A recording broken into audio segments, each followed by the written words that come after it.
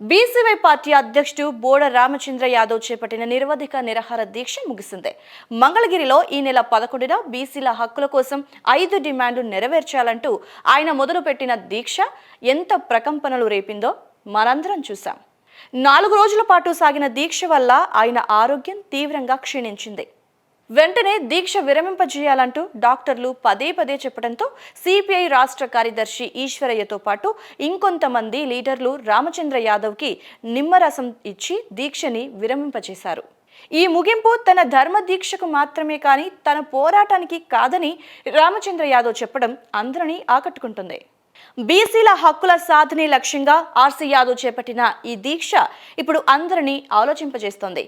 అసలేంటి ఈ దీక్ష, ఎందుకు చేశారు, చాలా డీప్గా ఆలోచించాల్సిన అవసరం ఉంది. ఆయన మెయిన్గా 5 డిమాండ్లని ప్రభుత్వం ముందు ఉంచుతున్నారు.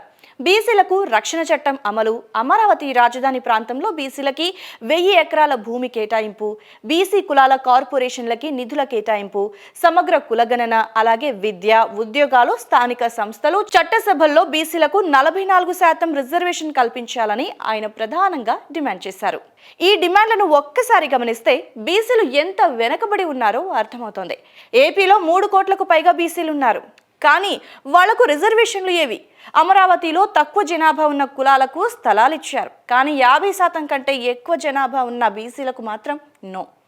బీసీ కులాల కార్పొరేషన్లు చాలా ఉన్నాయి, కానీ వాటికి నిధులు ఎంత ఇస్తున్నారంటే 0. దీనివల్ల వెనుకబడ్డ బీసీ కులాలు తీవ్రంగా నష్టపోతున్నాయి.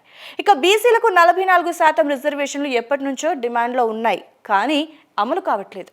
మీరు ఒక్కసారి గమనిస్తే జనాభా ప్రకారం చాలా కులాలకు రిజర్వేషన్లు ఉన్నాయి, కానీ బీసీలకి మాత్రం లేవు. బోడ రామచంద్ర యాదవ్ డిమాండ్ చేస్తున్నవి కూడా ఇవే.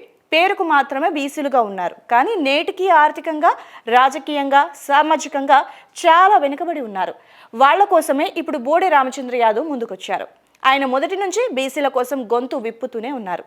కేవలం బీసీల కోసమే కాకుండా వెనకబడ్డ వర్గాల కోసం ఎన్నో సేవా కార్యక్రమాలు, ఉద్యోగ, ఉపాధి ప్రోగ్రామ్స్ కండక్ట్ చేస్తూనే ఉన్నారు. కానీ బీసీలందరికీ న్యాయం చేయాలంటే అది ప్రభుత్వ పరంగా మాత్రమే సాధ్యమవుతుంది. అందుకే కూటమి ప్రభుత్వం మేనిఫెస్టోలో బీసీలకు ఇచ్చిన హామీలు మొత్తం అమలు చేయాలని రామచంద్ర యాదవ్ నిరవధిక నిరాహార దీక్షకి దిగారు. ఆయన దీక్షకు పెద్ద ఎత్తున మద్దతు వస్తోంది. మహాత్మా జ్యోతిరావు పూలే మునిమనవరాలైనటువంటి రమాకాంత్ పూలే, దివంగత కాపు నేత వంగవీటి రంగా కూతురు ఆశాతో పాటు చాలా మంది ఆయన దీక్షకు మద్దతు తెలిపారు. కానీ ప్రధాన ప్రతిపక్షమైనటువంటి వైసీపీ నుంచి కానీ బీసీ రిజర్వేషన్ల కోసం పోరాడతామన్న కాంగ్రెస్, ఇతర వామపక్షాలు రామచంద్ర యాదవ్కి మద్దతు ఇవ్వకపోవటం దారుణమే.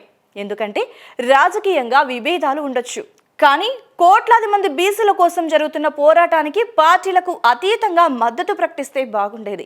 ఇక్కడ రామచంద్ర యాదవ్ దీక్ష వల్ల బీసీల్లో కూడా చాలా కదలికొచ్చింది. ఆయన దీక్ష చూశాక తామేం కోల్పోతున్నామో బీసీలకి అర్థమైంది. అందుకే లక్షల మంది బీసీ యువత సోషల్ మీడియా ద్వారా ఇతర ప్లాట్ఫామ్ల నుంచి మద్దతు తెలిపారు. పెద్ద ఎత్తున బీసీ సంఘాలు, యువకులు దీక్ష శిబిరం వద్దకి చేరుకొని అండగా నిలబడ్డారు. రోడ్డు మీద నిరసనలు తెలిపారు. రామచంద్ర యాదవ్ ఈ దీక్షతో మరింత మద్దతు కూడగట్టుకున్నారని చెప్పుకోవాలి.